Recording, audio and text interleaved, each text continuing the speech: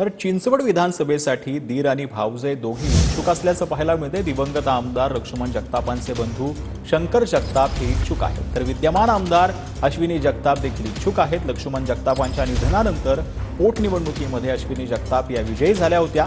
लोकशाहीत कुणालाही इच्छा व्यक्त करण्याचा अधिकार असल्याचं अश्विनी जगताप यांनी म्हटलं।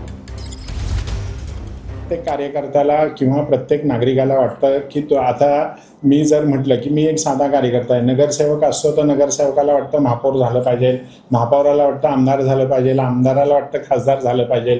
तसं तुमच्यात आहे, तसं प्रत्येक माणसात आहे। प्रत्येकाची इच्छा असते आणि प्रत्येकाची इच्छा असते, प्रत्येकाला मोठं व्हायचं असतं आणि ह्या सगळ्या याच्यात राजकारणामध्ये ज्याचं गणित बसेल तो पुढे जाईल। तुम्ही इच्छुक आहात? हो, मी इच्छुक आहे। चिंचवड विधानसभेमध्ये मी मागेही इच्छुक होतो, आताही इच्छुक आहे।